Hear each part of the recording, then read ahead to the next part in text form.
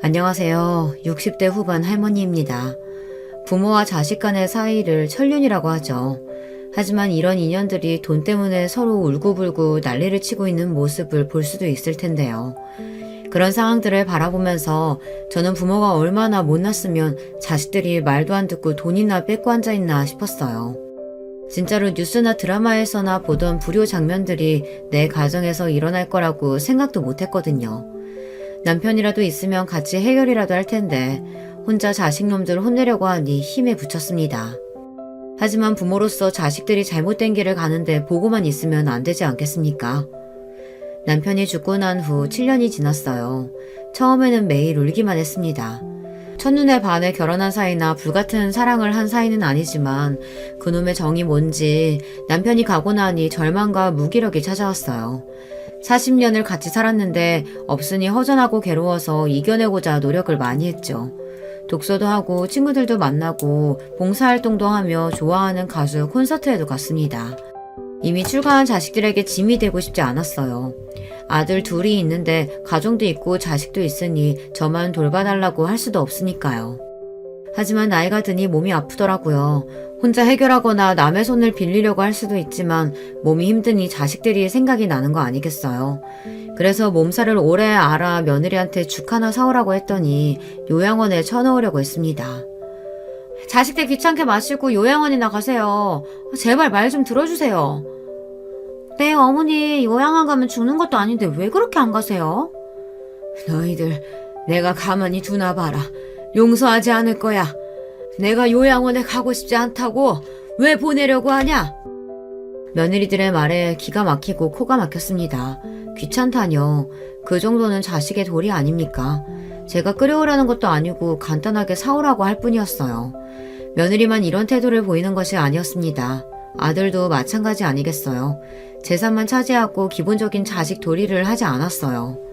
아들들이 다 장성해서 결혼해서 잘 살고 있지만 저를 그렇게 요양원에 놓고 싶어 합니다. 결국 친구인 변호사를 찾아갔어요.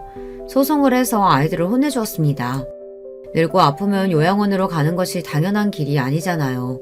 저의 노후는 제가 결정해야죠. 물론 요양원 가는 것도 나쁜 것만은 아니라는 거 알고 있습니다. 하지만 자식놈들이 닥치고 요양원에 들어가라고 하면 안 된다 이 말입니다. 게다가 재산 받기 전에는 매일 찾아와 알랑거리더니 받을 거 다 받았다고 태도가 바뀌는 게 아니겠어요. 그럼 혼이 나야죠. 저들도 자식을 키우고 있는데 어디서 감히 까불고 있는지 모르겠어요. 오늘 그 이야기를 하려고 여길 찾아왔어요. 까불던 자식들 혼을 어떻게 냈는지 알려드릴게요. 그 전에는 남편 만나 어떻게 재산을 모으고 살았는지 말해볼게요. 다른 곳 가지 마시고 꼭 들어보세요. 저의 지인도 제 이야기를 듣고 자식들에게 뒤통수 받지 않도록 방법을 취했다고 해요. 저는 고등학교 졸업하고 남편을 만났습니다. 집안 어르신이 맺어준 혼사였죠. 아버지가 거래한 공장 사장이었는데 32살 노총각이었어요. 지금은 30 초반이 늙은 것은 아니지만 그때는 결혼이 늦은 상태였어요. 남편은 성남에서 콩나물이나 두부를 만드는 공장을 운영했어요. 영선아, 좋은 사람이야. 어른 공경하고 착실해. 부모 공장 물려받았는데 검소하고 머리도 좋더라. 너보다 나이가 많은 건 흠이지만. 시어른도 있던데 시누이도 있고. 나 시집살이 시키려고 이러는 거야? 나 아무것도 못하는데. 엄마도 일찍 돌아가셨으니 배울 데도 없잖아. 아버지 손에 끌려 다방에서 선을 봤습니다. 남편은 저보다 10살이나 많은 사람이었어요. 공장을 운영했는데 시할머니를 모시고 살았어요. 시부랑 시모는 몇 년 전에 사고로 돌아가셨다고 했어요. 아버지 사업 실패로 갑자기 가세가 기울어져 급하게 한 결혼이었지만 남편은 그렇게 나쁜 사람은 아니었어요. 다만 말이 없었죠. 옛날 남자가 다 그렇듯이 말이에요. 초반에 스트레스가 많았는지 제가 임신이 잘 안 되더라고요. 어째 임신이 왜 안 되냐? 나이도 어린데. 걱정이 많구나. 신랑이 늙어서 그러냐? 할머니 죄송해요. 노력할게요. 그런데 병원에서는 아무 문제 없대요. 할머니 내버려 두세요. 이 사람 집에서 편히 살다가 새벽부터 일하고 정신없는데 임신이 그렇게 쉽겠어요. 가만히 기다려줍시다. 나름대로 아버지 사랑받고 부족함 없이 자라다가 결혼해서 낯선 곳에 떨어져 있으니 긴장 상태의 연속이었어요. 새벽부터 일어나 밥도 해야 하지만 그 중에서 점심때마다 10명 정도 되는 근로자에게 밥을 만들어주는 것이 힘들었어요. 공장 옆에 살림집이 있었거든요. 그동안 시할머니가 맡아서 하신 일이라고 합니다. 이 공장만의 특징이라고 해요. 집밥을 제공하고 가족처럼 지내서 퇴직률이 낮았습니다. 두부랑 순두부, 콩비지 같은 것을 만들어 시장이나 학교 등에 납품하던 곳이었어요. 공장이야 7시쯤 문을 닫지만 저는 그 후 계속 일을 했어요. 저녁에는 우리 가족들 식사를 준비해야 했지요. 가족은 시할머니와 남편, 그리고 저랑 시누이, 그리고 일을 도와주는 식모뿐이지만요. 시누이는 대학생이라 도와주지는 못했어요. 부러운 부분이 시누이였어요. 저는 대학도 못 가고 시집 오고 말았는데 공부를 잘하는 시누이는 명문대 학생이었죠. 언니, 제가 많이 도와주지는 못하지만 편히 대해줄게요. 오빠랑 싸우거나 할머니한테 혼나면 저한테 일러줘요. 언니 편 무조건 들게요. 고마워요, 아가씨. 그리고 속옷 빨래는 직접 하세요. 방 청소랑. 아셨죠? 제가 그렇게 말하자 시누이가 웃으면서 알겠다고 했어요. 제가 꿍하게 참는 성격은 아니라서 좋았다고도 했습니다.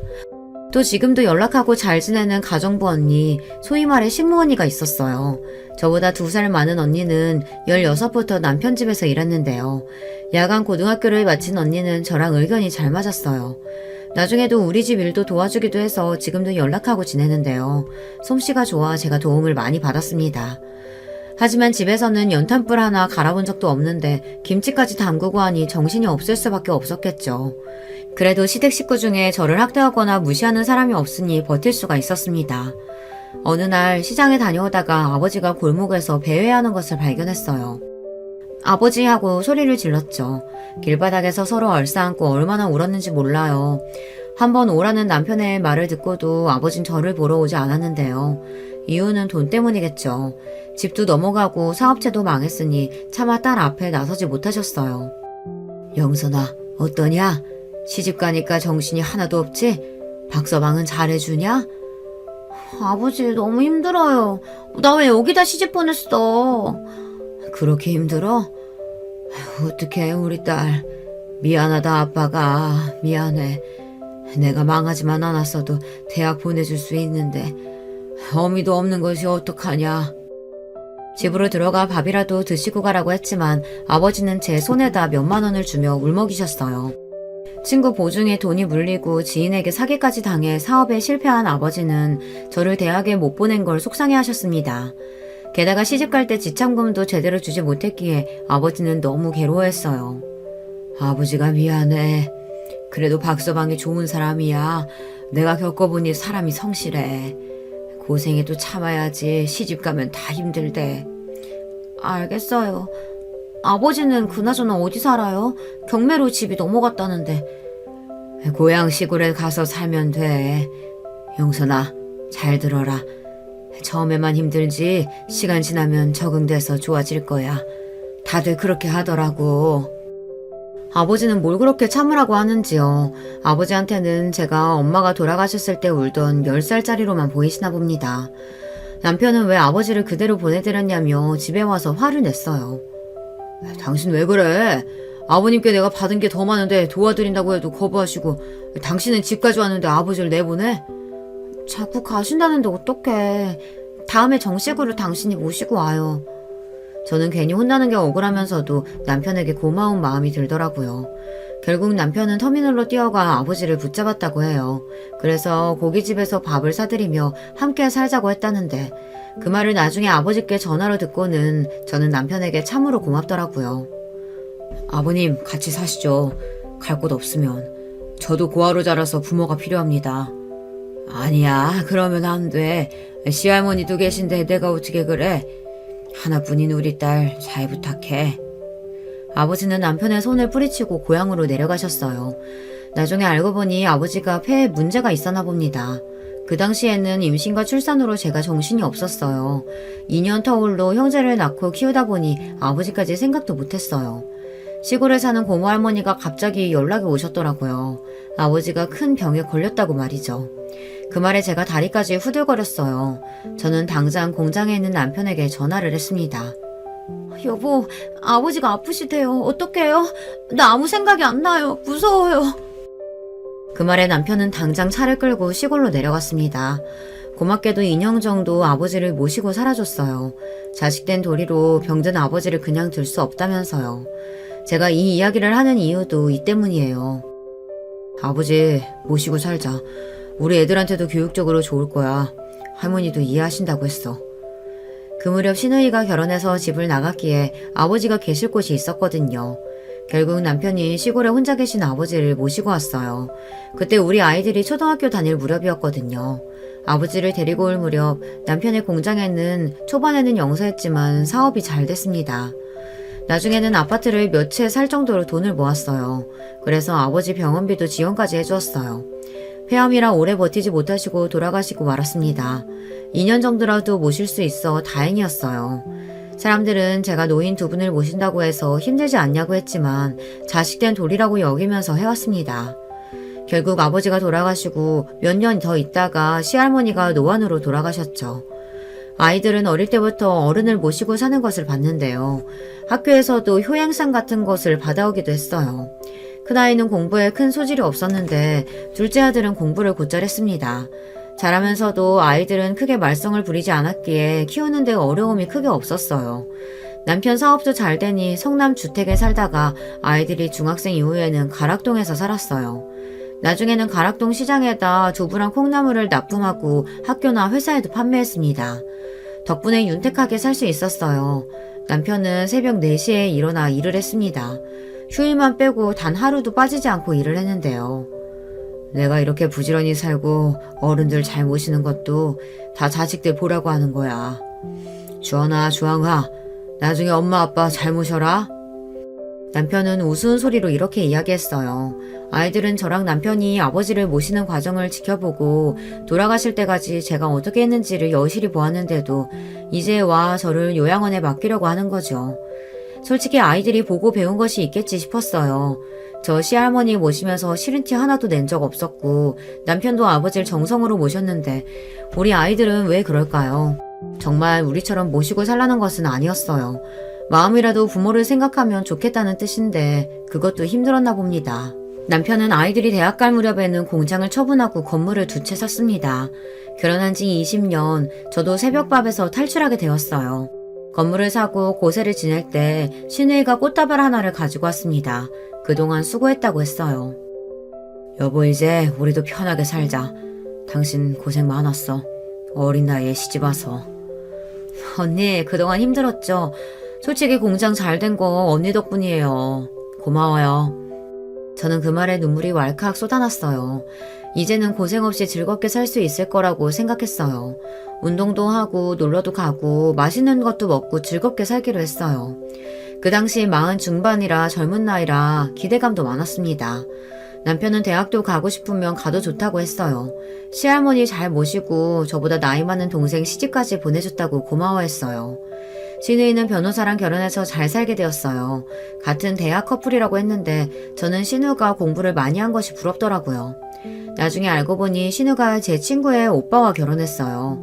고등학교 때 자주 만나던 아이였는데 결혼하고는 못 만났거든요. 그때부터 저의 하나뿐인 친구가 되었죠. 변호사가 된 똑똑한 친구였어요. 그래서 신우의 결혼 이후로 친하게 지냈어요.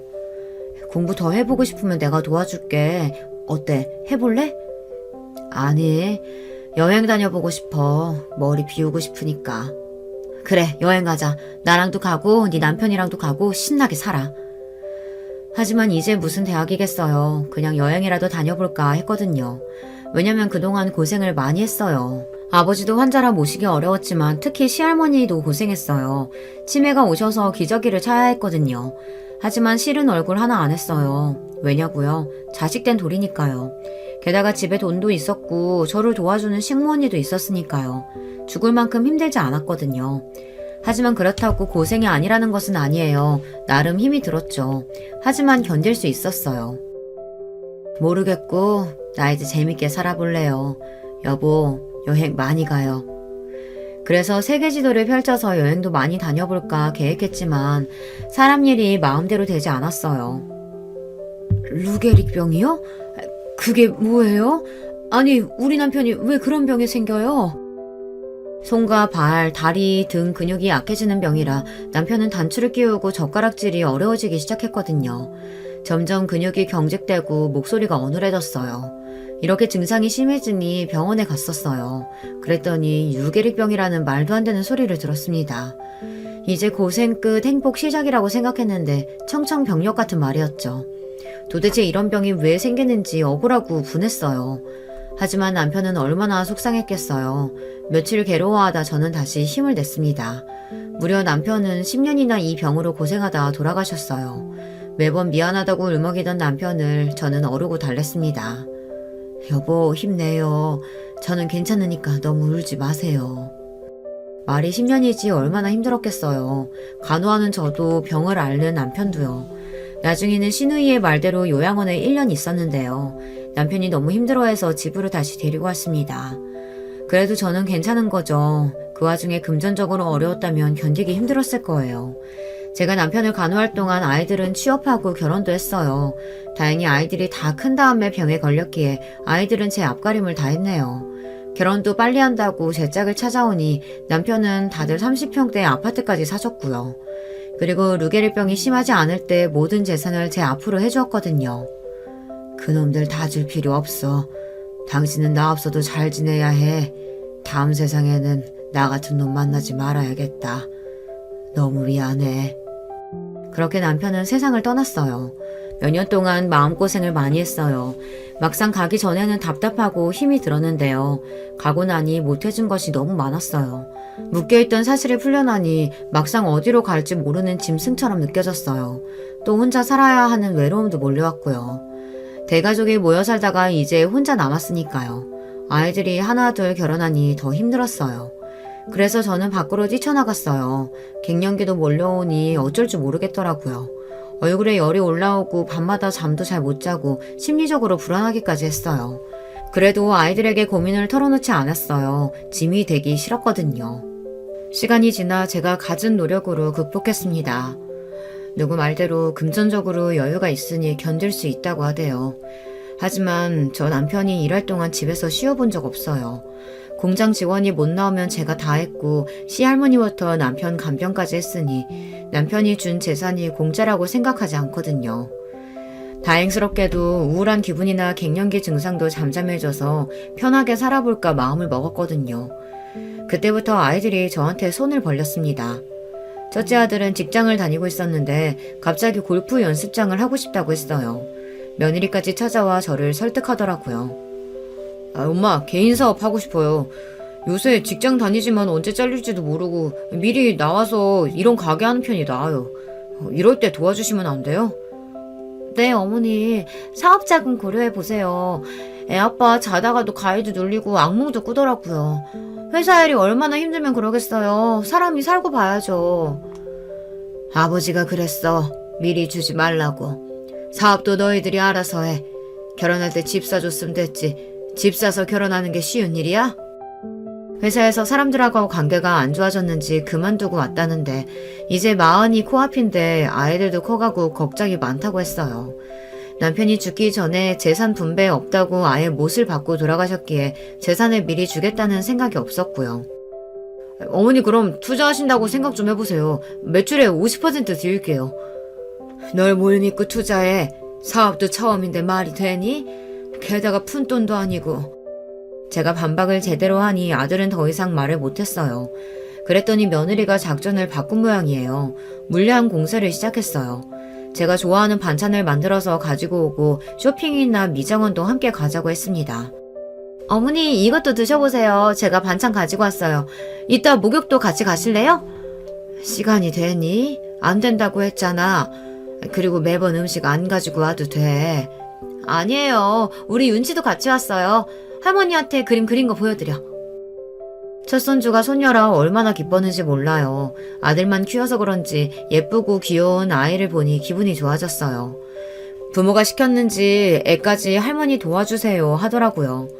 첫째 며느리는 전업주부라서 그런지 매번 반찬과 음식을 가져왔습니다. 사업 자금을 위해서 저에게 딸처럼 살갑게 굴더라고요. 딸 하나를 기르고 있는데 소녀도 매일 데리고 와 옆에서 시간을 보냈어요. 어머니, 제가 잘할게요. 그러니 아범 한 번만 도와주시면 안 돼요? 매일 찾아와서 식사도 준비해드리고 윤지도 데리고 올게요. 남편이 편해야 저랑 윤지도 잘 지낼 수 있죠. 지키지도 못할 약속 하지도 마. 내가 그걸 어떻게 믿어?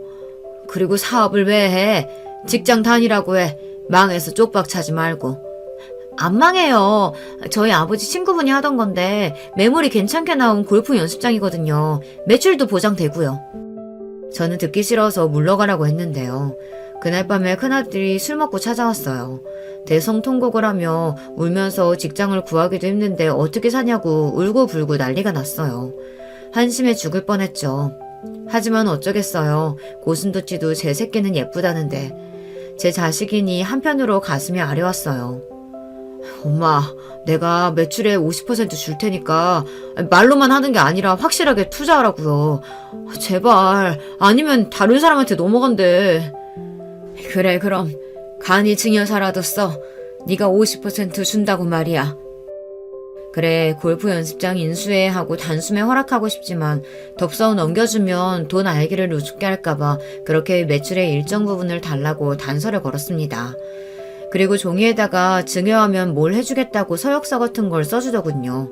아들은 진지하게 생각을 안 한 모양이지만 저는 나름 진지했습니다. 역시 아들이 기가 죽어있는 모습을 보니 어쩔 수 없이 제 주머니를 열게 되더라고요. 5억 정도면 가능하다고 하면서 사업 계획서도 가져왔고요. 못 이기는 척 들어주고 말았습니다. 어차피 줄 재산이긴 했지만요. 제가 마음고생을 하다 보니 몸보다 정신이 힘든 것이 어렵더라고요. 잘해봐. 아버지가 힘들게 모아주신 거다.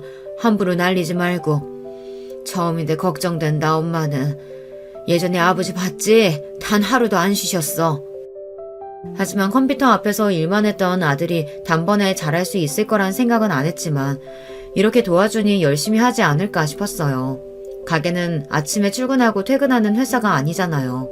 가게 주인이 솔선수범해야 장사가 잘 되는 법인데요. 매번 잔소리를 하고 싶은데 아들 스스로 무언가 알아내고 깨닫고 달라지길 기다리고 있었어요. 이렇게 첫째 아들만 돈을 해주니 둘째 아들도 득달같이 달려와 집을 옮길 테니 돈을 달라고 하더군요.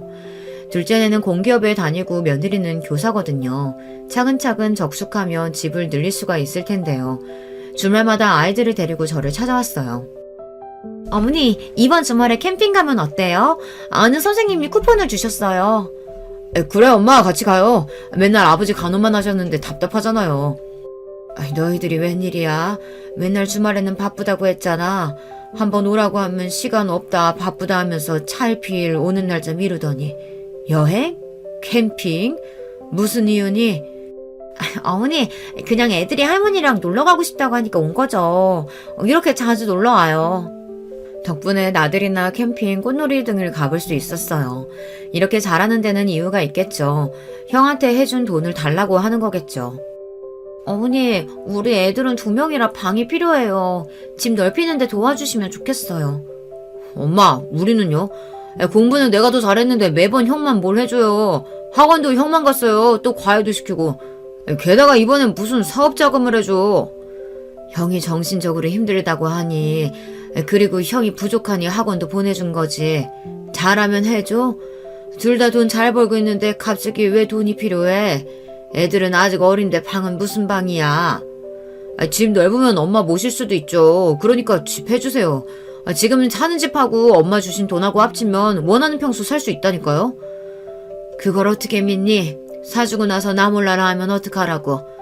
너희들도 증명서 하나 써. 형도 썼다. 저는 어떻게 나올지 보려고 증명서를 쓰라고 했어요. 집을 해주는 대신 나중에 저를 모시고 산다고 말이에요. 그럼 증명서 쓸게요. 저흰 거짓말 안 해요. 집 사주시면 어머니 모시고 갈게요. 제가 둘째에게 줄지 말지 고민하고 있으니 나중에는 형제끼리 싸우기 시작했어요. 제 생일이라고 하면서 서로 물고 뜯고 난리가 났어요. 손주들이 아직 어린데 그 꼴을 보자니 기가 막히더군요.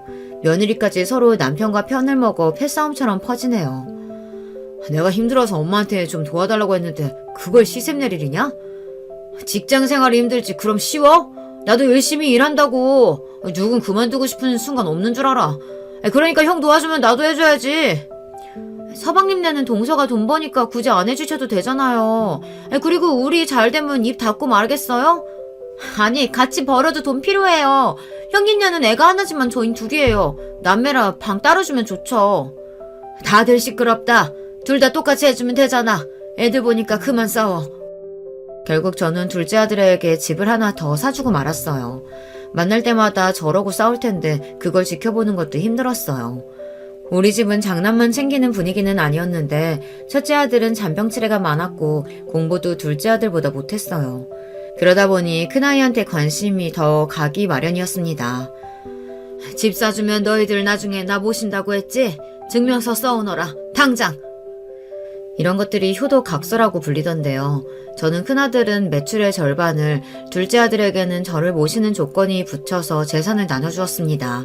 하지만 사람들이 화장실 들어갈 때랑 나올 때 행동이 달라지듯 아이들도 막상 재산을 어느 정도 받고 나니 저한테 연락하는 것도 뜸하고 잘 찾아오지도 않더라고요. 하지만 문제는 그 상황이 아니었어요. 저도 몸이 아플 수가 있잖아요. 척추 협착으로 인해 허리 통증이 심해졌습니다. 집안일도 일이지만 예전에 남편 병간호를 하다가 허리가 많이 안 좋아졌어요. 이렇게 오래 앓다 보니 죽이라도 하나 끓여 먹었으면 하는 마음이 생기더라고요.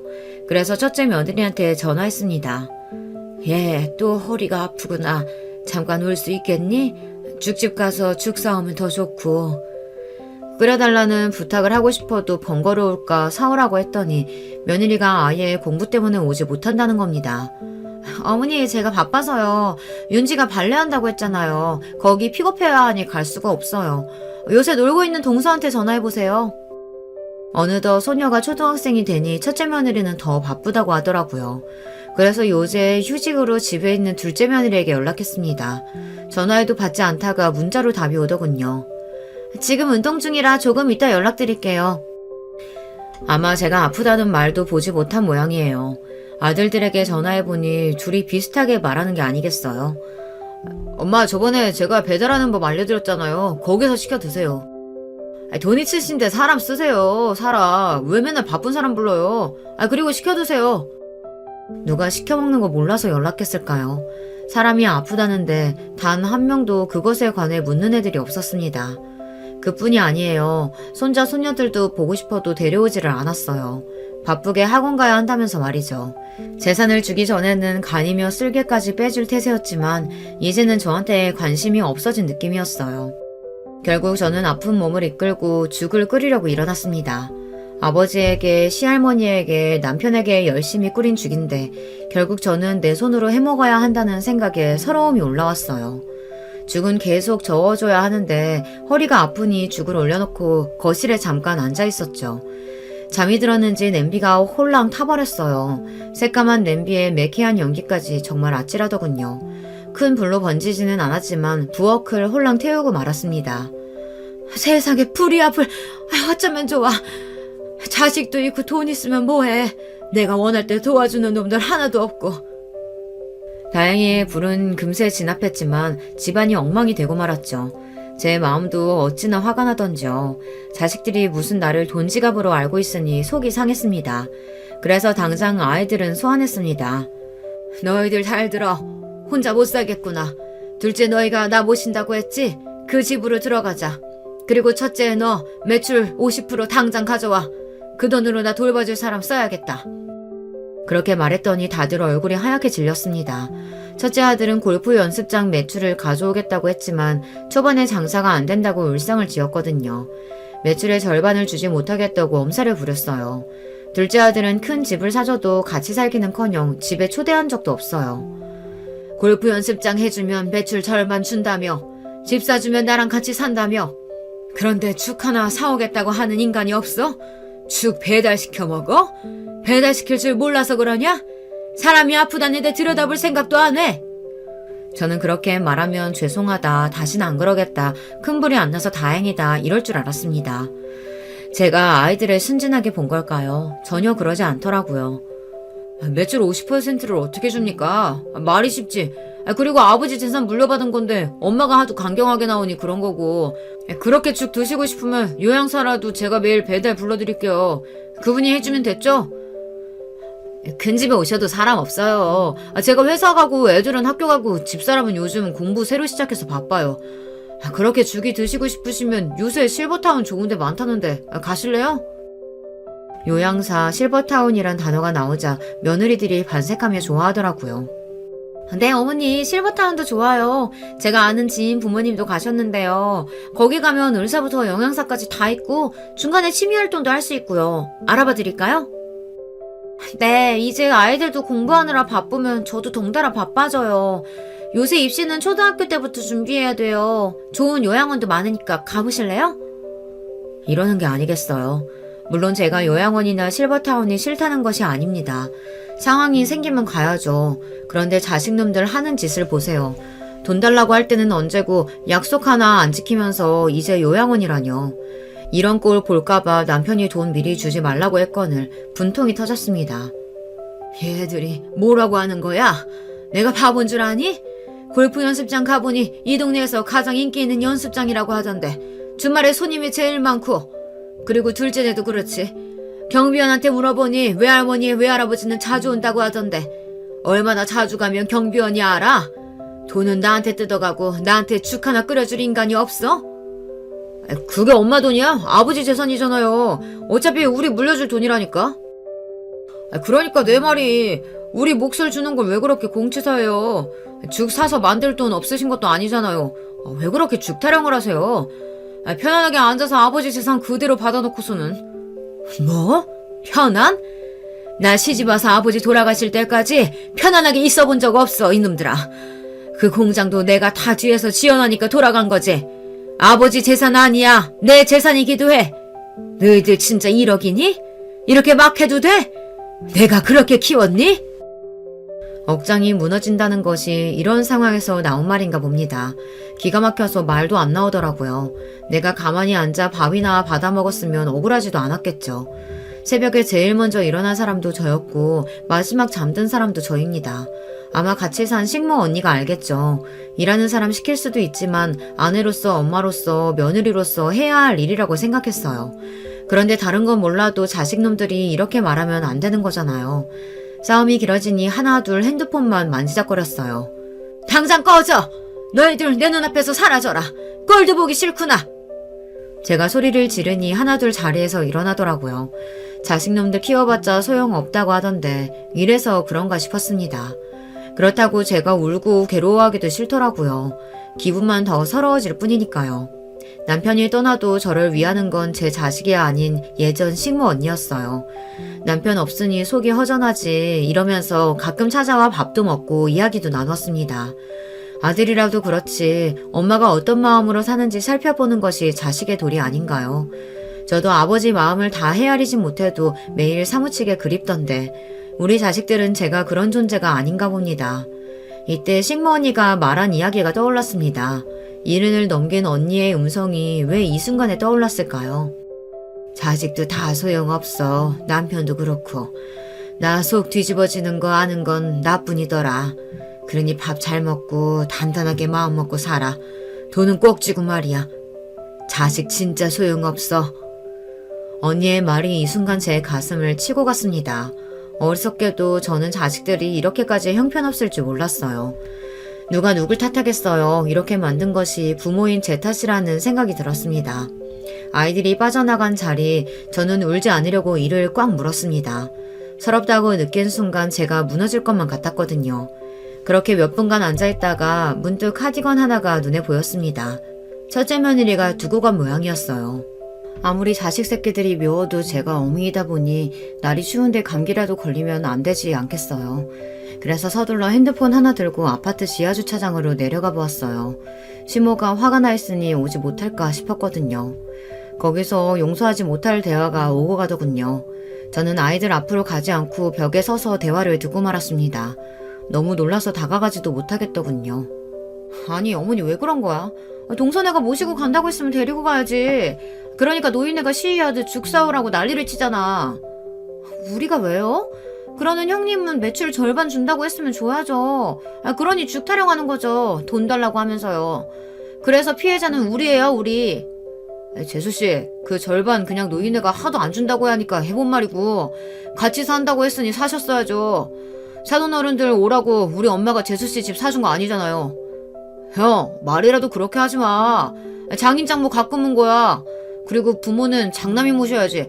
뭔 말 같지도 않은 소리래. 돈 가져갔으면 형이 더 많이 가져갔을걸? 학원비부터? 너 무슨 학원비 타령이냐 맨날. 공부 좀 했다고 유세야? 그렇다고 서울대도 못 간 놈이 무슨 불리하면 학원이니 과외니 난리야 진짜. 하여간 이 새끼는 형 무서운 줄 모른다니까. 좀 맞아볼래? 한두 마디 오가던 설전이 아예 주먹 다짐으로 오가는 순간이었습니다. 나이가 몇 개인데 길에서 싸움질인지 제가 나가 말리려는 순간 첫째 며느리가 그만둬요라며 소리를 질렀어요. 그러면서 그제야 마음의 소리를 거침없이 해댔습니다. 요양원이든 뭐든 아무 곳이나 처가라면 가는 거지. 노인네가 자식들 귀찮게 하고 그래. 저는 그 이야기에 진짜 그대로 얼어버렸으면 좋겠다고 생각했어요. 귀찮다뇨. 제가 뭘 잘못했는데요. 누구 하나 심하게 말했다 하지 않고 둘째 며느리가 말을 덧붙였습니다. 양심이 있으면 빨리 꺼져줬으면 좋겠어요. 형제들 싸우고 이러는 게 좋아요? 오늘도 그래요. 우리 애들 학원 못 데려다 줬어요. 내가 미쳤다고 학교 그만둔 줄 알아요? 자식들 돌보려고 한 거죠. 우리 아버지 엄마도 학원 픽업 때문에 오신 거라고요. 그것도 모르고 죽타령이 나와요. 진짜 미쳤어. 아무것도 모르고 시부 품에 귀염받고 살다가 이제 없으니까 불안한 거지. 죽은 갑자기 왜 사오라고. 귀찮아 죽겠어 진짜. 며느리들 마음대로 떠드니 그제야 아들들이 끼어들었지만 더 가관이었습니다. 윤지 엄마 시끄러워. 그러니까 내가 머리 쓰라고 했지. 죽 사다 줬으면 됐잖아. 노인네 하나 달래지도 못하냐? 예전에는 잘했으면서. 당신도 가끔 찾아갔으면 이런 일 없잖아. 학교는 왜 관뒀어? 그래도 엄마 진짜 우리 집이라도 오시겠다고 하면 어쩔래? 다시 학교 나가. 그게 낫겠어. 말도 안 되는 소리를 왜 해? 무슨 어머님 무서워서 직장을 다녀. 웃겨 진짜. 그러니까 며느리들이 무슨 잘못이에요 다들. 하여간 노인네가 요양원 가라고 하면 가는 거지. 나이 처먹고 자식들 힘들게 하고 그래. 양심이 있으면 당장 꺼져줬으면 좋겠어 진짜. 이제는 더 이상 참을 수가 없더라고요. 그래서 끼어들고 말았습니다. 물론 그 대화 모두를 녹음하고 있었고요. 변호사 친구가 말하길 자식들이 어이없는 말하면 다 녹음하는 것이 맞다고 했거든요.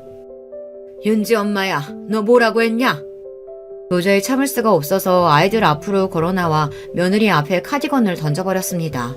제가 나타나면 놀라는 신용이라도 하면 더 기분 나쁠 텐데요. 이것들이 아예 잘된 일이라고 한마디씩 더 하더라고요.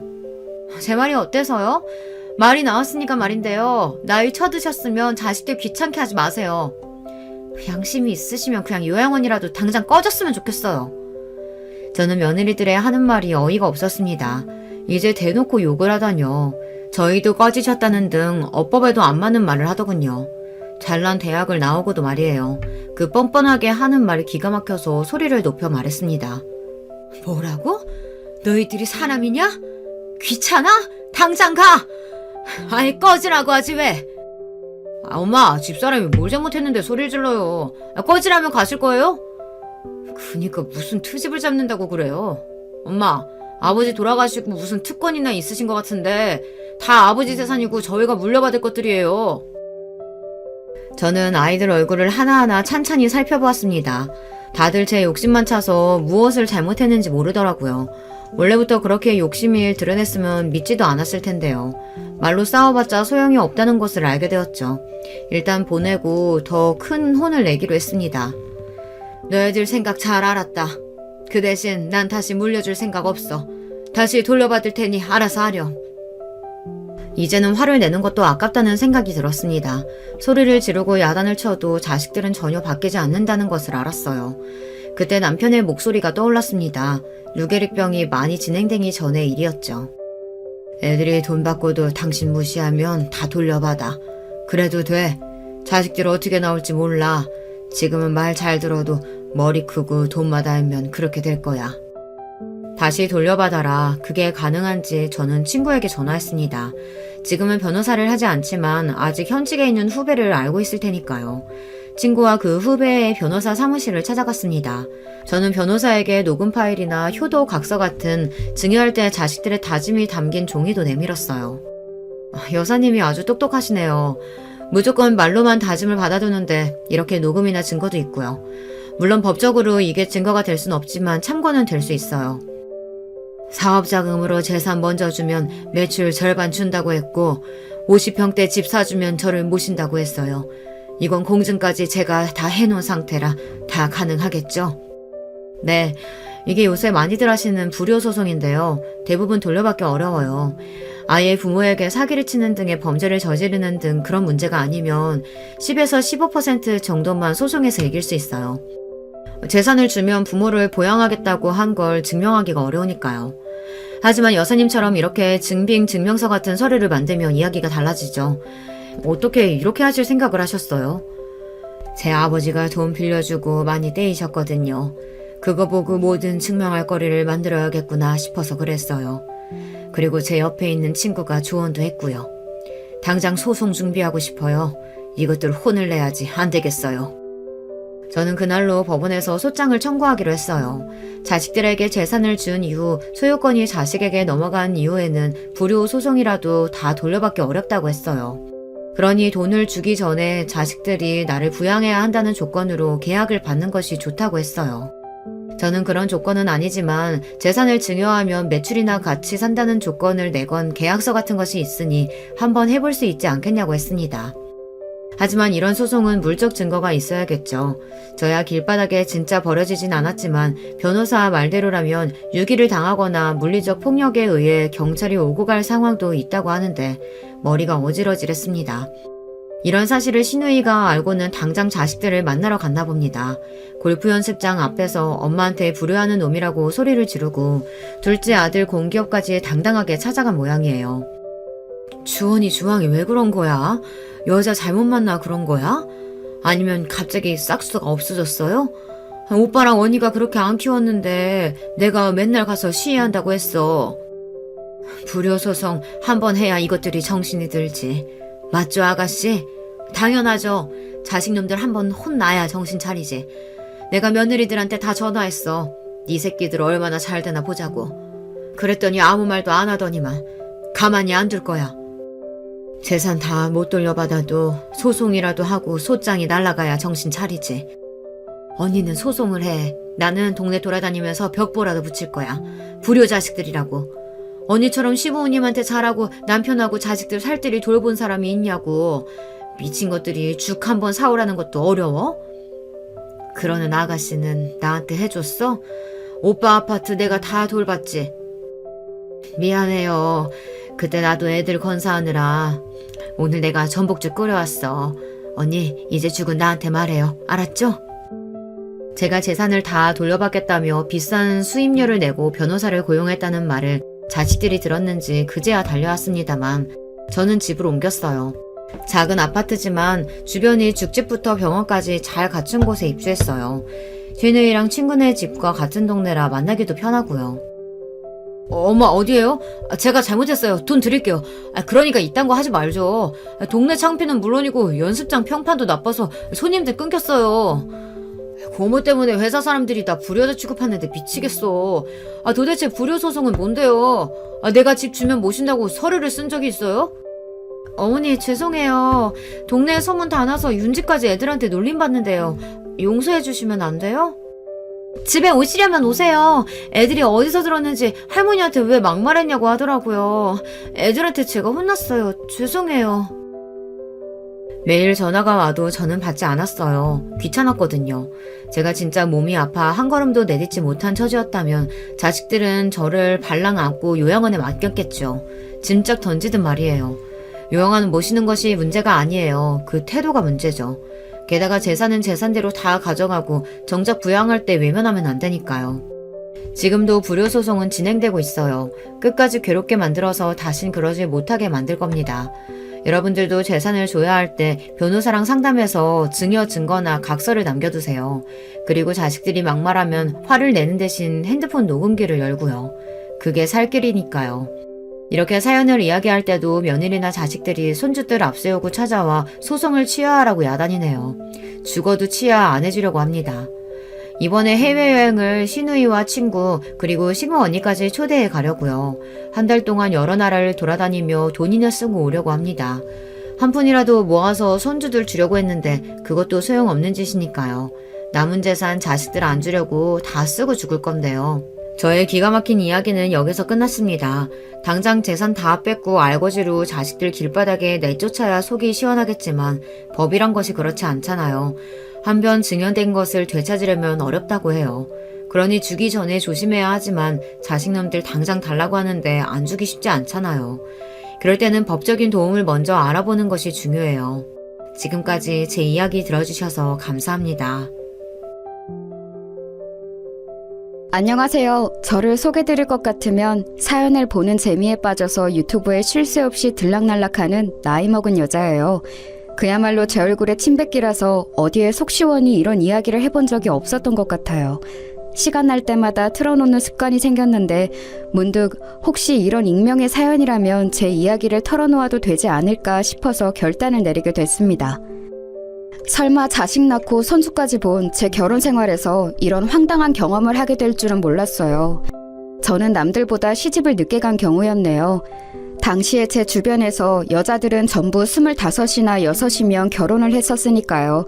제 주변이 하필 다들 부지런히 시집들을 가는 환경이었지만 저는 29이 되어서야 만난 인연과 제 나이 꼬박 30에 결혼을 하였습니다.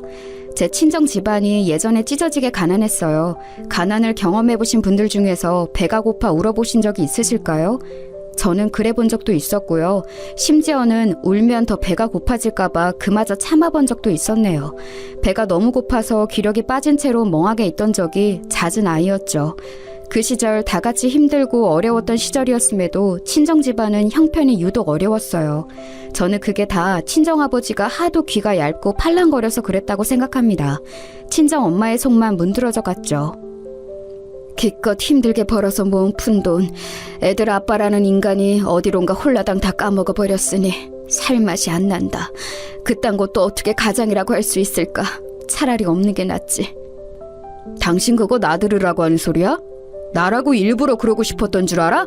그게 다 처자식들 먹여 살리려고 더 잘 되어 보려고 그런 것이었잖아. 좋은 마음으로 그랬다가 돈을 잃은 것뿐인데 왜 나를 두고두고 원망해? 내가 당최 기가 죽어서 살 수가 없어. 살 수가 없으면 그냥 두지 왜 살아? 대체 왜 아등바등 계속 살아서 우리를 힘들게 하냐고. 나는 당신하고 결혼한 게 내 인생 최악의 실수라고 생각해. 이런 지독한 게 결혼이라면 나는 내 자식들이 절대 결혼 안 하고 혼자 살았으면 좋겠어. 가장 착잡했던 사실은 친정아버지의 변명이 진심이었다는 것이죠. 그런 분이셨어요. 아기는 결코 없는 게 결과물은 아주 나쁜 사람이요. 나이에 맞지 않게 순진무구하고 있어 챙기실 줄 모르고 남 얘기 잘 듣고 잘 넘어가고 잔정 많으시고 그런 분이 친정아버지셨고 하도 대일대로 대이신 친정엄마는 저를 비롯한 당신의 자식들에게 당부를 하셨습니다. 이악 물고 어떻게든 살아남자고 그리고 절대 결혼은 섣불리 하지 말라고 말입니다. 남이었으면 좋았을 것 같아. 하다못해 친척이었으면 사람 참 좋다고 추켜 세워줬을 거야. 그런데 내 남편으로는 너무 힘들다. 착하고 모른 게 능사인 줄 알아?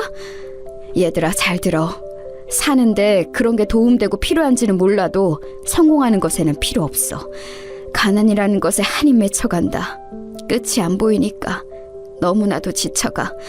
너희들은 이 엄마처럼 살지 마라. 그딴 한량과 결혼해서 밑빠진 독에 물이나 붓고 살 바에는 차라리 결혼 같은 거 하지 마. 혼자서 독수공만 하다가 늙어 죽는 게 낫지. 저는 결심했습니다. 친정엄마의 말씀을 따르겠다고요. 너무나도 마음고생하시던 모습을 많이 봐왔으니까요. 눈 맞으면 살림 차리고 순정 바쳐서 연애했던 그 시절, 미천 하나 없어도 30만 보며 백년가액을 맺고는 했던 시절. 그러나 저를 비롯한 친정의 형제들은 결혼을 아무도 일찍 안 했습니다. 친정엄마께서 하도 곡소리를 하셔서 그랬나 봐요. 가장 이르게 결혼한 사람이 28 나이, 늦가을에 시집간 언니였을 정도였네요.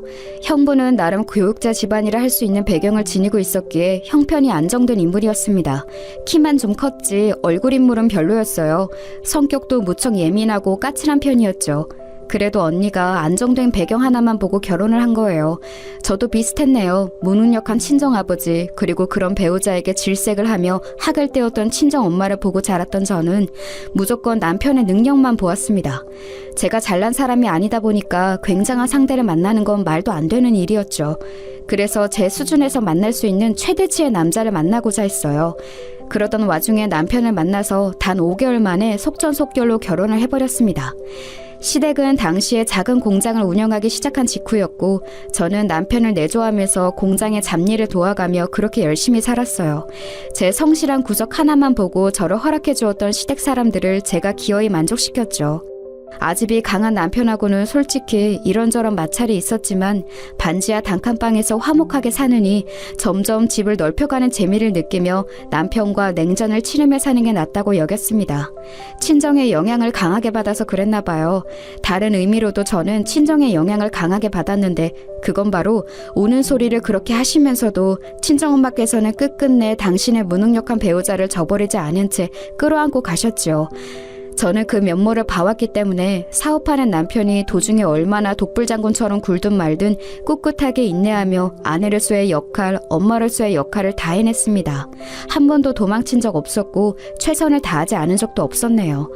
세월이 흘러 나이가 들고 보니까 이런 저에게 뒤늦게 고맙고 의지가 되었는지 남편은 그나마 점점 순해졌어요. 나이 먹어서 늙고 났더니 마누라가 최고란 걸 알았나 봅니다. 하여간 저희 부부는 다사다난한 와중에 자식을 셋 보고 살았어요. 큰아들은 장남이라는 이유로 저희 부부의 전폭적인 지원과 기대를 받으며 자랐고요. 결혼 정년기에 딱 맞춰서 장가를 보냈는데 이때 저희 부부가 힘 좀 썼죠.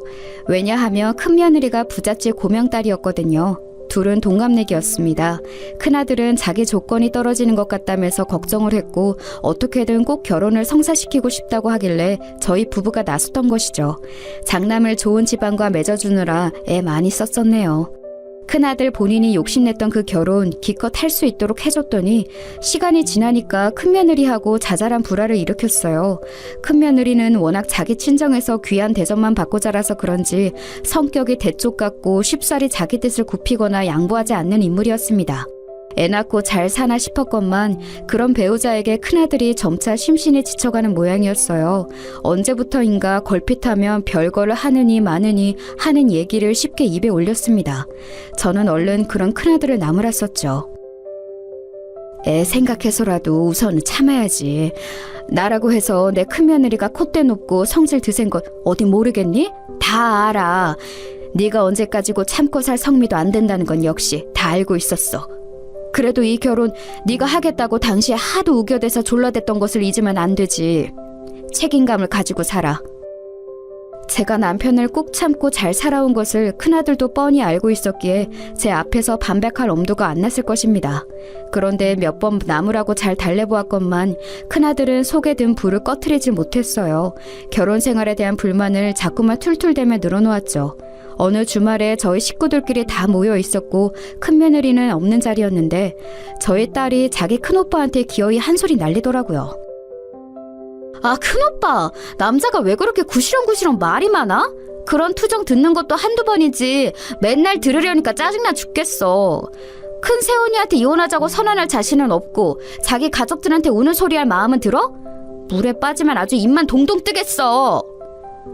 자기 할 말 다 하고 사는 집사람 만나서 늘 짜증났었는데 이제는 내 여동생까지 이러네. 집안 여자들이 다들 어쩌다 이렇게 됐는지 모르겠다. 야, 너는 제발 네 작은 새언니 좀 보고 배워라. 모름지기 여자란 저래야 하는 거야. 큰아들이 말해 자연스레 모두의 시선이 한 사람에게로 향했죠. 바로 제 작은 며느리에게 말입니다. 큰아들이 결혼생활 지친다고 우는 소리를 하도 하느라 집안 분위기가 뒤숭숭한 지 몇 달째였는데 그 와중에도 작은 며느리는 늘 조용했습니다. 차분했으며 고요했죠. 큰아들 입에서 자기가 거론되자 작은 며느리가 조용한 목소리를 냈어요. 저는 아주버님을 다들 이해해줘야 한다고 생각해왔어요. 얼마나 속이 답답하시면 저러시겠어요. 그쵸, 어머님? 제 말이 맞죠? 은근히 저에게 질문을 돌리길래 제가 얼른 정신을 차리고 맞다면서 맞장구를 쳐주었습니다. 저도 가만히 생각해보니까 그간 너무 격앙된 상태로 큰아들만 나무랐나 싶었거든요. 큰며느리에게는 잔소리를 안 하고 큰아들에게만 참으라고 하고 있었으니 무정한 엄마인 것 같았네요. 큰아들에게 내심 미안하다는 생각이 들던 참이었는데 작은 며느리가 그렇게 말을 해주니까 제가 얼른 그 의견에 함께했습니다. 그러자 딸이 신경질을 부리더군요. 작은 새언니, 뭘 모르시면 말을 얹지 마세요. 갑자기 왜 본인이 상황 정리를 하려고 난리세요? 감정적으로 구는 딸을 제 작은 아들이 얼른 말렸습니다. 딸은 불만 가득하단 표정을 지으면서도 더 아무 말 안 했고요. 그런데 그날 이후로 왠지 딸이 작은 며느리에게 틱틱거리며 행동하기 시작했던 듯 싶어요. 설거지도 자꾸 이런 건 며느리가 해야 한다며 작은 며느리에게 시키고, 제가 한 번은 현장을 목격하고 딸에게 그러지 말라고 그랬는데 작은 며느리가 오히려 저를 말렸습니다. 자기가 할 일이라고 생각한다면서 군말 없이 설거지를 하더군요. 꿋꿋한 그 모습이 강인해 보였어요. 여리여리한 체구에서 그런 강인함을 어디서 나왔는지 모를 일이었죠. 작은 아들은 원래 오래 사귀던 다른 아가씨하고 결혼을 할 작정이었으나 결혼 준비를 하면서 자잘한 말싸움을 하기 시작했고 결국 감정이 상해서 파혼까지 했습니다. 그리고 몇 달 뒤에 그 아가씨는 금세 다른 남자와 결혼을 했고요. 그것에 상처를 크게 받은 작은 아들은 아무하고도 오랫동안 교제를 안 했습니다. 이러다가 노총각이 되어 늙어 죽은 것 아니냐는 주변의 속단으로부터 저는 작은 아들을 지켜주었죠. 이상한 사람 만나서 인생을 말아먹을 바에는 결혼 안 하고 혼자 사는 것도 괜찮아. 그러니까 너무 마음 쓰지 말고 네가 마음 가는 대로 살아도 돼. 나는 어렸을 때 네 외할머니로부터 항상 결혼을 신중히 한다는 소리를 듣고 살았더니 나이 찼다고 해서 떠밀리듯 하는 결혼은 아주 결사 반대인 사람이야. 엄마가 그렇게 얘기를 해주니까 내 마음이 한결 편안해졌어요. 저는 사실 혼자여도 외롭지 않고 전혀 상관없는데 주변의 시선이 힘들었거든요. 압박 받지 말고 부담 안 가지고 재미있게 지내다가 혹시 제 마음을 사로잡는 인연이 생긴다면 그때 가서 결혼 생각을 해볼게요. 그렇게 말했던 작은 아들은 시간이 지나서 자기보다 8살 어린 작은 며느리를 만나서 결혼을 하였습니다. 작은 며느리는 눈에 띄는 미인은 아니더라도 수수하고 청순한 분위기를 풍겼어요. 첫인상이 아주 참했죠. 작은 며느리의 친정은 많이 가난한 편이었습니다. 집안에 있는 빚 때문에 작은 며느리가 힘들게 살았더라고요. 왠지 옛날에 제가 생각났습니다. 이런 말을 하면 너무 속물적인 것 같았지만 작은 며느리가 어째서 제 작은 아들과 결혼하고 싶어 하는 건지 저는 그 이유가 짚이더라고요. 집안 형편은 많이 어렵고 대학은 전문대를 중퇴했고 서비스 직종만 전전해온 작은 며느리의 조건이 너무 별로인 것 같다면서 다른 식구들은 약간 떨떠름한 반응들이었어요. 하지만 저는 재차 작은 아들이 결혼을 하고 싶어 한다는 뜻을 확인하였고 그 다음으로는 작은 며느리에게 따로 당부를 했었습니다. 다른 건 내가 안 바랄게. 가정에 충실하면서 우리 아들한테 내조 잘하고 옆에서 항상 잘 챙겨주고 그렇게 잘 해줄 수 있겠니? 그것만 약속해준다면 나는 너를 내 며느리로 기꺼이 맞아들이고 잘해줄 생각이 있단다. 당연히 약속할 수 있어요. 그게 바로 제가 바랐던 것이에요. 오빠하고 단란한 가정 꾸려서 서로만 바라보면서 늙어 죽는 그날까지 그렇게 살고 싶습니다. 물론 시부모님께도 최고로 잘하는 며느리가 될 거예요. 그럴 수 있도록 허락해 주세요. 이제 보니 우리 아들이 결혼할 때를 놓치고 지금까지 혼자 지낸 게 아니라 이런 참한 배우자를 만나려고 기다려왔나 보다. 앞으로 둘이 서로에게 충실하면서 백년해로 했으면 좋겠구나. 저는 작은 며느리의 손을 맞잡았었죠. 다른 가족들에게는 작은 아들이 나이가 찰 대로 찬 상황인데 결혼 상대를 재고 자시고 할 게 뭐 있냐는 논리를 댔습니다. 그렇게 단박에 설득을 시켰죠. 작은 며느리는 그 약속대로 너무 잘 살아줬어요. 결혼하고 1년을 채우기 직전에 아이가 태어났고요. 자기 남편과 아이를 최우선으로 두고 자기 시댁에도 살뜰히 잘하고 그런 인물이었어요. 시간이 흘러 어느새 작은 손주가 이제 초등학교를 들어가게 된 참이었고요. 이렇게 잘해온 작은 며느리가 딸에게 핀잔을 당하며 지내는 것 같아서 제가 너무 면목이 없었습니다. 미안하다. 나도 어쩔 수 없이 팔은 안으로 굽는가 봐. 우리 딸한테 내가 따끔하게 잔소리를 한다고 하는데도 그게 부족할 수밖에 없네. 우리 딸이 나이만 먹었지 철이 없어. 성숙하고 의젓한 네가 이해해줄 수 있을까? 어머님, 세상 무슨 말씀이세요. 저는 솔직히 아직까지도 저를 며느리로 받아주신 어머님께 늘 감사한 마음을 가지고 있어요. 민준이 아빠가 그때 아무리 저랑 결혼하고 싶다고 했다고 한들 어머님께서 만약 안 된다고 하셨으면 안 될 일이었다고 생각해요. 그러니까 저는 어머님께 특히 감사합니다. 저는 이 집안의 일원이 되어서 매일매일 행복해요. 그러니 그런 말씀은 거두세요. 얘가 나를 오늘 작정하고 비행기 때우네. 네 시합이도 있는데 왜 나한테만 특별히 감사하다고 하니? 에이 어머님, 그런 것에 있어서 실세는 어머님인 거 옛날 그때부터 저는 다 알고 있었어요. 집안 문제는 어머니께서 꽉 쥐고 계셨잖아요. 지금도 그렇고요. 이렇게 말씀드리면 저 혹시 너무 건방져 보이려나요? 할 말 다 해놓고 겸연쩍어 하는 것, 작은 며느리는 이런 인물이었죠. 고슴도치라는 동물이 크지도 않고 생긴 것도 아기자기한 이목구비에 조용조용하지만 몸에 가시를 두르고 있는 것처럼 뭔가 그런 종류의 의외성이 작은 며느리에게는 늘 있었던 것 같습니다. 지금 돌아보니까 그랬어요. 순하고 차분하지만 그렇다고 해서 결코 그 속까지 만만한 상대는 아니었다는 것이죠. 큰아들은 우는 소리를 그렇게 해대더니 결국 큰며느리와 별거를 하게 되었어요. 큰 손주는 당연하니만치 큰며느리가 데리고 갔고요. 너무 속상하더군요. 이혼을 섣불리 안 해서 그것이라도 다행이었습니다. 안 그랬다면 어여쁜 큰손주와 더 멀어졌을 테니까요. 홧김에라도 이혼하자는 소리는 안 꺼냈어요. 나도 어차피 다시 결혼할 생각도 없는데 이혼해서 뭘 하겠나 싶더라고요. 그리고 재주씨가 나보고 숙일 줄 알아야 한다고 하더라고요. 그 얘기 듣고 나니까 홧김에 마음에도 없는 이혼하자는 소리는 안 꺼낸 거죠. 작은 애가 너한테 그랬다고? 맞는 소리를 했네. 이혼이란 결혼보다 신중히 하는데 네가 홧김에 큰애한테 이혼 운운할까봐 내가 얼마나 소가리를 했던지. 너에게 좋은 소리를 해준 작은애한테 내가 다 고맙구나. 하여간 여러모로 작은 며느리는 좋은 영향만 집안에 주는 것 같았어요. 큰아들 내외가 별거하게 된 이후로 한 달에 한 번 주말에 큰아들이 자기 애를 보게 됐습니다. 토요일 이른 아침에 큰손주가 올 때도 있었고 금요일 늦은 저녁에 올 때도 있었네요. 그런데 어느 하루는 애가 오기로 한 주말에 큰아들이 낚시 약속이 잡힌 거예요. 회사 상사도 포함되어 있는 자리라서 취소도 못하고 빠지지도 못하고 그러고 있었습니다. 저도 그날 하필 남편하고 저기 멀리 편찮으신 고모댁에 방문하기로 한 주말이었고요. 큰아들에게 도움이 되어주지 못해서 미안했는데 자기가 알아서 해결하겠다고 하던 큰아들은 자기 동생 부부에게 손을 내밀었어요. 작은 며느리가 큰 손주를 자기 아이와 함께 그 주말에 봐주었죠. 집안일이라면 안 가리고 나서는 살신 성인의 착한 부인을 맞은 게 자기 복이라면서 작은 아들이 그때 무척 싱글벙글 웃었던 것으로 기억을 합니다. 성격 차이로 별것까지 하게 된 큰아들 부부와 비교가 되면서 더욱 작은 아들 부부가 화목하고 든든해 보였네요. 그러던 어느 날 작은 아들이 조금은 갑작스럽게 해외에서 근무를 하게 되었어요. 1년 내외 일정이라서 아주 장기까지는 아니었지만 그래도 하루 이틀 기간이 아니니까 걱정이 되더군요. 저는 작은 며느리하고 작은 손주도 같이 가려나 했는데 작은 아들 혼자만 간다고 했습니다.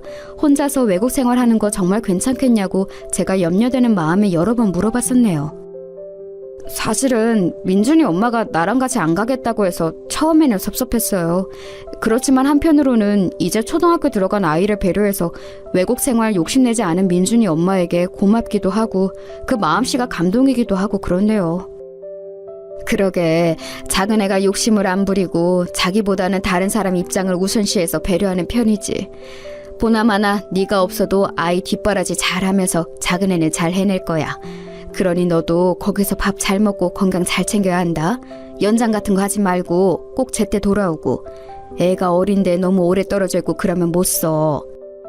작은 아들은 제 말을 명심하고 꼭 되도록 일찍 돌아오겠다고 하였어요. 때가 되어 작은 아들은 출국하였고 작은 며느리는 그 이전처럼 변함없이 지내는 듯 보였습니다.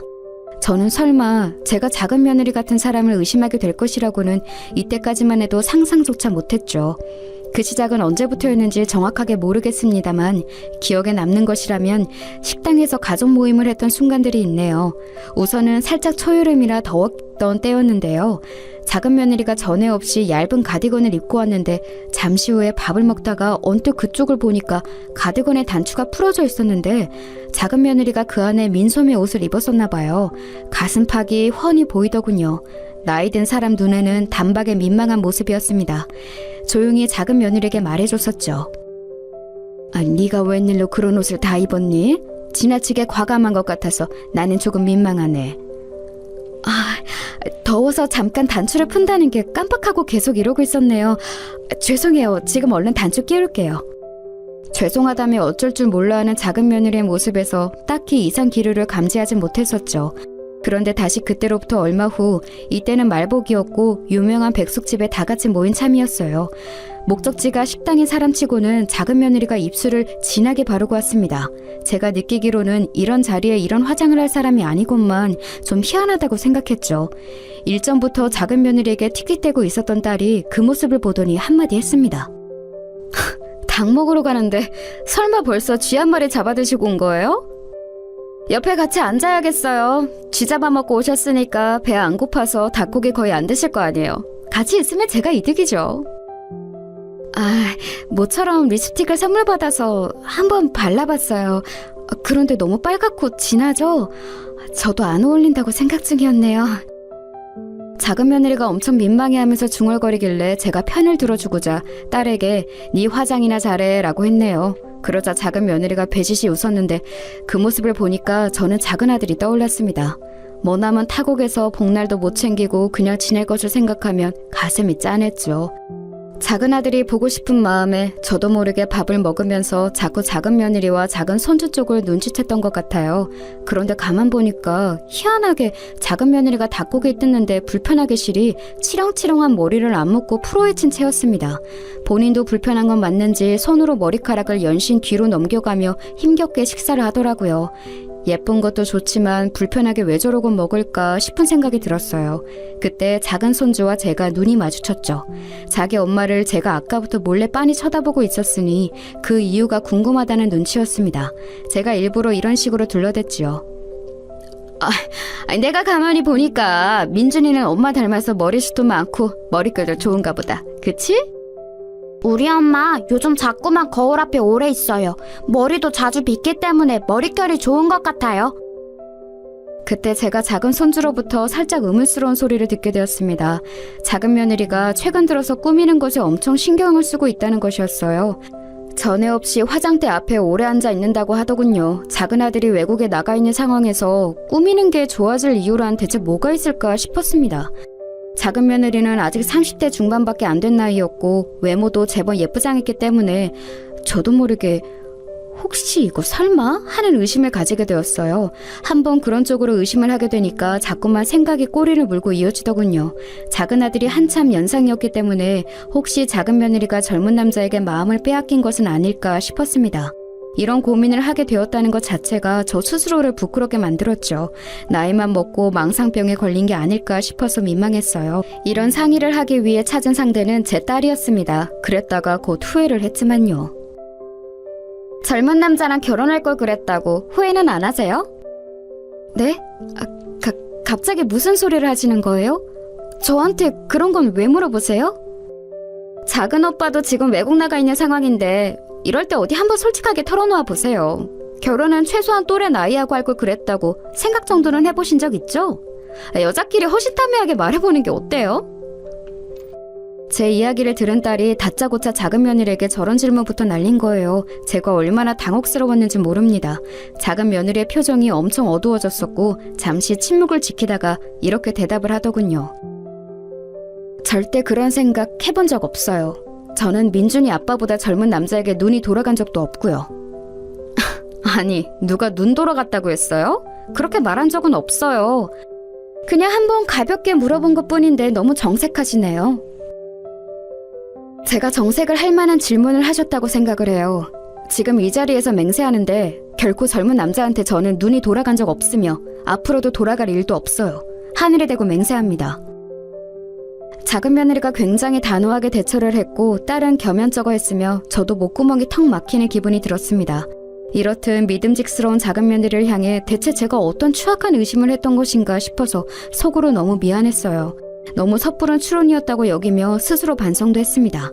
그러나 한번 마음속에 의심의 씨앗을 심어놓으면 그건 어느 때고 꿈틀거리며 발아하는 법이라는 것을 저는 알게 되었습니다. 옷차림새도 머리 모양도 표정도 갑자기 전에 없이 구석에서 휴대폰을 확인하는 행동도 즐거운 순간이라도 떠올린 것인지 멍하게 있다가 난데없이 키득거리면서 웃는 모습까지도 점차 수상한 작은 며느리의 모습들이 제 눈에 담겼어요.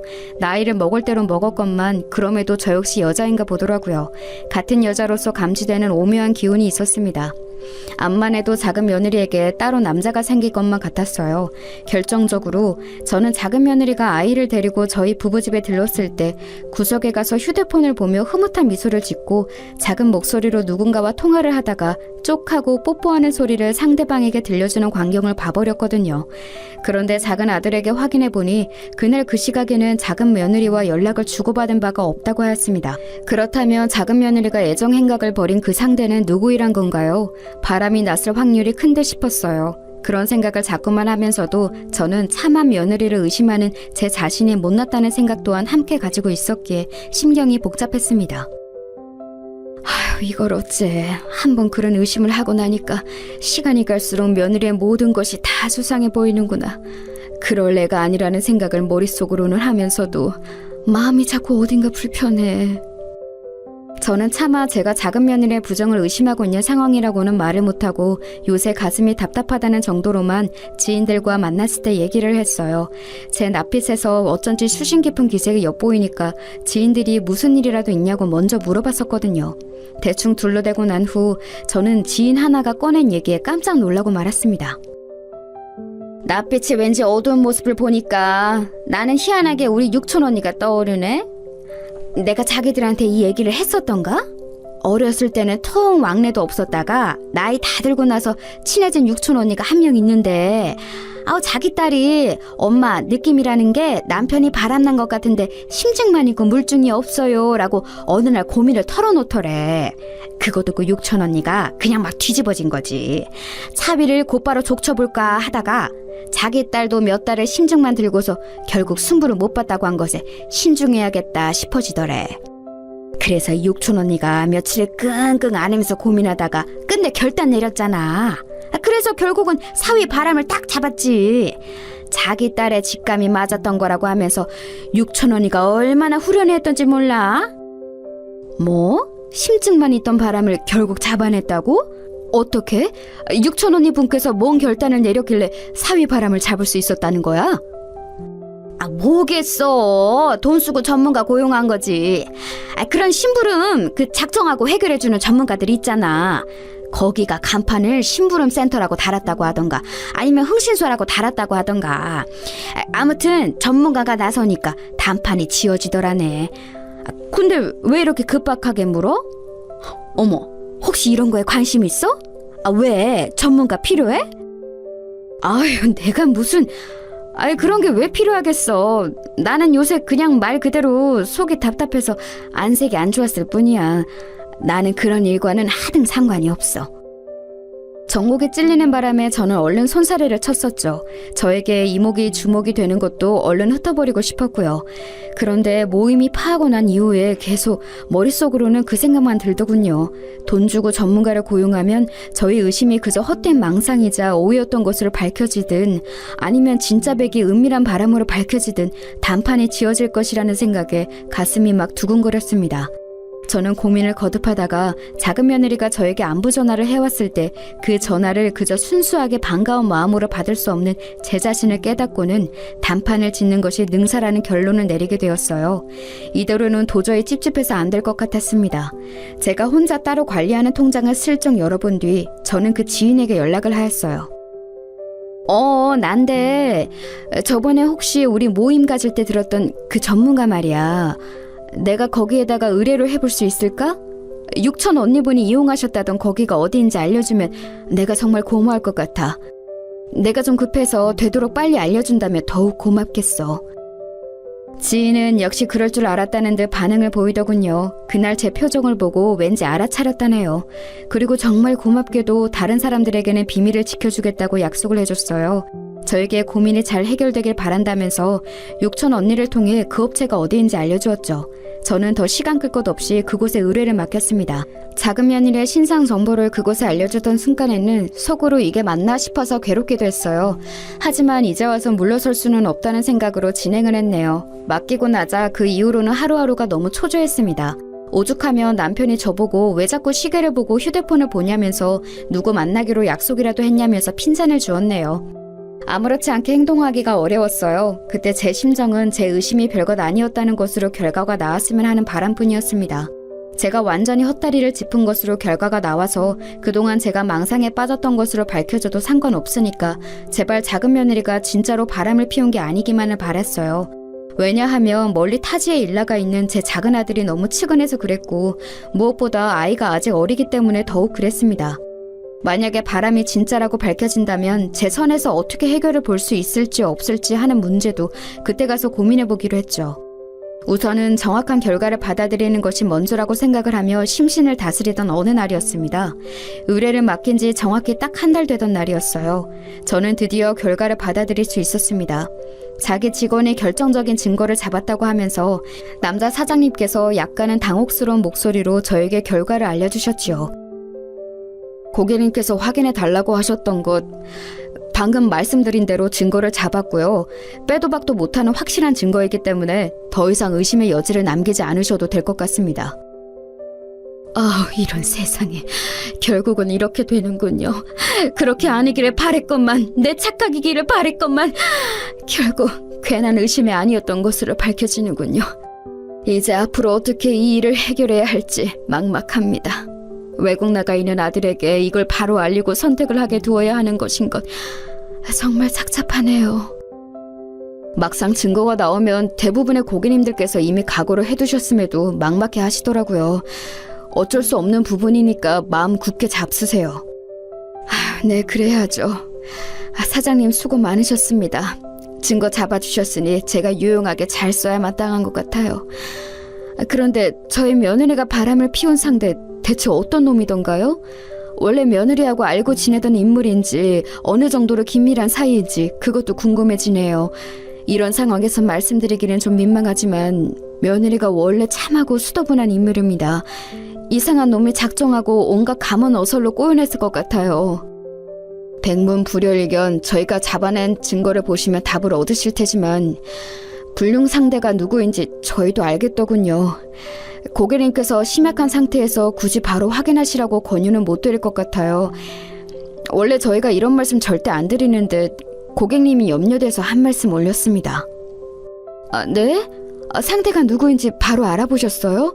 그것까지 금방 알아내셨다니 정말 능력들이 좋으시네요. 이 바닥에 명성자자하실만 해요. 며느리가 바람났다는 게 사실이라고 드러난 것에 제가 충격을 받긴 했지만 증거를 외면할 정도로 지금 제 상태가 나쁘지는 않아요. 보내주시면 제가 알아서 보고 판단하겠습니다. 저는 나이 든 사람이라고 해서 제가 얕보인 것이라 여기고 단호하게 대답을 해드렸어요. 그러자 잠시 후 사장님께서는 저에게 영상 하나를 전송해 주셨습니다. 작은 며느리가 저지른 부정의 확실한 증거, 그것을 저는 드디어 마주하였지요. 재생된 영상은 위치가 야외 주차장이었습니다. 늦은 밤이었고 인적이 드문 근린공원의 주변 같았어요. 그 야심한 시각에 밤 산책을 하고서 차가 있는 곳으로 돌아온 참이었던 게 분명한 순간이었습니다. 어둑하지만 카메라는 분명하게 작은 며느리를 담고 있었기에 사람을 분간하는 데는 전혀 지장이 없었어요. 그리고 작은 며느리는 역시나 혼자가 아니었죠. 옆에 자기보다 머리 하나는 큰 남자를 달고 있었고 아주 꼭 붙어서 걷고 있었습니다. 야구 모자를 눌러 쓴 그 남자가 차에 다다랐을 때 작은 며느리 쪽으로 몸을 숙이더라고요. 그러자 작은 며느리는 양팔을 위로 뻗어서 그 남자의 목을 감싸 안았습니다. 자기 쪽으로 그 남자의 얼굴을 끌어당기며 입을 맞춘 것이었죠. 제 작은 아들은 외롭게 외국 생활을 하면서 더 멋진 미래를 위해 가정을 생각하며 그렇게 일을 하고 있었건만 천인 공노할 작은 며느리의 작태에 휴대폰을 쥔 저의 손이 덜덜 떨려왔습니다. 그리고 다음 순간 저는 두 눈을 의심해야만 했어요. 진한 입맞춤을 나누는데 방해가 된 것인지 작은 며느리가 그 남자의 야구 모자를 휙 벗겨버린 거예요. 자기 손으로 그 남자의 야구 모자를 진 뒤 신나게 웃으면서 다시 더러운 행각을 이어갔습니다. 저는 방금 전보다 더욱 떨리는 손으로 휴대폰 액정 위를 매만지고 말았어요. 이게 누구야? 왜 우리 집안 장남이 여기서 이러고 있어? 내가 지금 헛것을 보고 있나? 혹시 닮은 사람인가? 이건 아무리 봐도 말이 안 되는데 정말로 우리 큰아들이 설마? 하느님, 세상에나 어떻게 이런 일이... 미친 사람처럼 중얼거리며 휴대폰 액정 위를 더듬거리던 제 눈앞에 이윽고 정확히 제 큰아들의 얼굴이 드러났습니다. 카메라에 고스란히 촬영된 광경에서 큰아들은 자기의 친동생의 아내와 거침없는 애정 행각을 벌이고 있었습니다. 몸이 달아올라 못 견디겠다는 듯 얼른 작은 며느리의 팔을 잡고 자동차 뒷좌석으로 함께 들어가는 큰아들의 모습에 저는 끔찍한 충격을 견디지 못하고 그 자리에서 쓰러지고 말았습니다. 잠시 의식을 잃었던 것인지 남편의 목소리가 몽롱하게 들려오더군요. 집에 들어오고 얼마 안 돼서 바로 쿵 소리가 나길래 들어와 봤더니 당신이 왜 여기 서재에서 쓰러져 있어? 정신이 들어? 구급차 부를까? 여보, 우리 어떡하면 좋아? 이제 어떡하면 좋아? 이 일을 대체 어쩌면 좋으냐고. 무슨 소리야? 정신이 반쯤 나가서는 웬 헛소리를 하는 거야? 안 되겠어. 당장 구급차부터 불러야겠는데. 당신 휴대폰은 왜 내 쪽으로 내밀어? 잠깐, 뭘 보고 있었길래 이러는 거야? 이게 뭐지? 만약 제가 온전한 상태였다면 그때 남편에게 휴대폰을 확인하라는 듯이 그걸 내밀지 않았을 거예요. 그런데 제가 잠시 졸도했던 직후이기 때문에 정신이 아직 혼미한 상태였고 그런 와중에 남편에게 더러운 불륜 현장이 담긴 영상을 보여주고 말았던 것입니다. 어리둥절하게 영상을 봤던 남편은 잠시 후 상황 파악을 마치고선 분노의 고함을 쳤습니다. 그건 단전 깊숙한 곳에서 끓어오르는 분노였어요. 그 소리를 들으며 저는 조용히 눈을 감은 채 흐느꼈습니다. 당최 어떻게 해야 할지, 작은 며느리의 바람 정도만 의심을 했던 것이지 설마 그 상대가 제 큰아들일 거라고는 감히 상상도 못 해보았기 때문에 정말 미칠 것 같았어요. 큰아들과 작은 며느리 사이에 어떤 기류가 오갔던 순간이 있었던가를 회상해봤더니 두 사람이 언제나 서로에게 태도가 호의적이었다는 점이 떠오르더군요. 작은 며느리가 자기 또래의 남자에게 눈 돌아갈 일은 절대 없다고 호언장담했던 때의 모습도 생각이 났습니다. 제가 그 말을 듣고서 안심도 했었고 작은 며느리를 재차 의심하게 된 스스로에게 복잡한 심경이 들기도 했었죠. 그런데 설마 제 훨씬 연상인 큰아들이 불륜 상대였기 때문에 그런 식으로 말을 했을 거라고는 상상도 못했던 것이죠. 차라리 당장 제 숨이 멎어버리면 좋겠다는 생각이 들더군요. 더 살아서 무엇하나 싶었습니다. 괜히 이날 이때까지 살아있던 바람에 이딴 더러운 꼴을 본 것 같았어요. 자식도 잘못 키웠고 며느리도 잘못 들였고 제가 어리석었던 탓에 다른 자식 하나에게 피해를 끼쳤으며 어린 손주에게도 못할 짓이 된 것 같아서 엄청난 자괴감에 사로잡혔죠. 제가 울면서 자책을 하자 남편은 저를 나무랐습니다. 이렇게 진실을 캐낼 배짱은 있었고 드러난 진실을 마주할 용기는 없었어? 정신 차려. 자식과 며느리가 쌍으로 미친 것이 어떻게 당신의 탓이 돼? 자책할 생각은 추호도 말고 정신 똑바로 차리고 이것들에게 철퇴를 내릴 때야. 저를 다잡아준 남편은 집안일에 신경 안 쓰고 산 게 후회한다고 하였습니다. 저는 그런 남편의 손을 맞잡으며 생각했죠. 저희 부부는 다른 부부에게서는 비록 모범적이지 못했을지언정 서로에 대한 신뢰나 의리는 지난 세월 자식들 앞에서 옳게 지켜왔습니다. 절대로 딴 마음 먹지 않았고 불순한 의도를 내비친 적도 없었죠. 그러니 올바른 부부관계를 유지하며 살아온 저희를 보고도 엇나갔다면 큰아들은 그 성정 자체가 심히 글러먹은 것이며 작은 며느리는 순진하고 참하게 굴었던 것이 본성이 아닐 게 분명했습니다. 용서하고 덮는다는 건 절대로 말이 안 되었죠. 가장 기만당한 사람은 당연히 작은 아들이었어요. 남편하고는 지금 당장 작은 아들에게 이걸 밝히느냐 마느냐를 두고 잠시 설전을 벌였죠. 외국에서의 바쁜 업무가 잠시 지나고 난 뒤에 알려주는 것이 작은 아들을 위해 나아 보인다는 게 남편의 배려심 넘치는 의견이었지만 의외로 제가 고개를 가로주었습니다. 지금까지 아무것도 모르는 채로 기만을 당해왔는데 하루라도 더 그런 비참한 상황에 놓이도록 둘 수는 없어. 작은 아들을 생각하자 속에서 피눈물이 났습니다. 제 뜻을 이해한 남편은 담배를 가지고 밖에 나가더니 그 길로 작은 아들과 통화를 마치고 돌아왔습니다. 작은 아들은 이 소식을 듣고 믿지 못했다가 넋이 나갔다가 화를 냈다가 이내 평정을 되찾고서 한국에 들어오겠다고 했죠. 마침 주말이 목전이었으니까요. 작은 아들이 회사 측에 넘치는 배려로 주말을 껴서 잠시 한국에 급히 들어오게 됐다는 정도로만 다른 사람들에게는 말을 했습니다. 그리고 토요일 이른 오전부터 저희 집에 다들 모였어요. 작은 아들이 귀국하자마자 이리로 온다고 했거든요.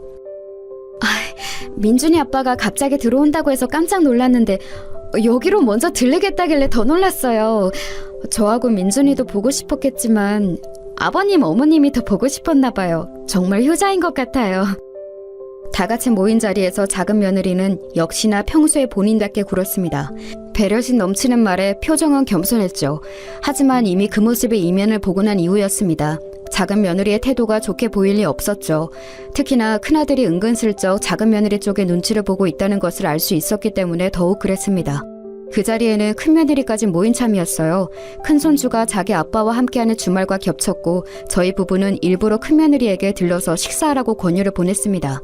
강요 한 번 일절 한 적 없었던 자기 시부모가 웬일로 꼭 시댁에 들러서 같이 밥이라도 먹자고 하니까 큰며느리도 무시할 수가 없었나 봐요. 큰손주를 데리고 와줬습니다.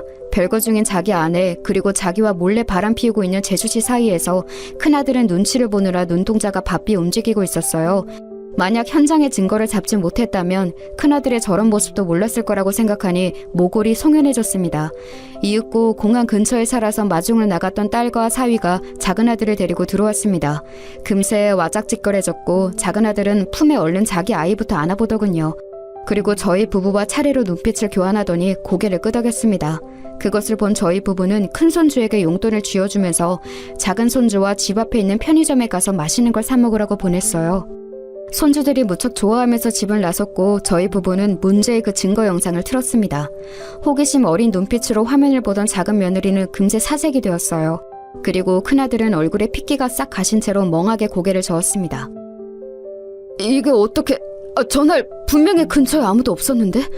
설마 멀리서도 잘 찍는 전문가를 우리 부모님이 고용하신 건가?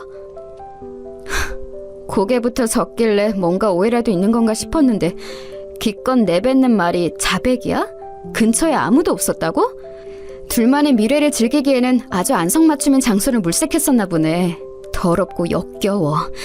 당신하고 별거 중이라서 다행이야. 자기 친동생의 아내하고 바람난 더러운 몸뚱이하고 한 공간에서 생활하는 건 내 비위가 감당 못하는 영역이거든. 이혼도 속전속결로 처리해줬으면 해. 양육권 내가 가지고 애는 내가 키울 거야. 큰며느리는 싸늘하게 말을 한 다음 큰아들의 뺨을 세게 후려쳤습니다. 그 모습에 작은 며느리가 짧은 비명을 질렀는데요.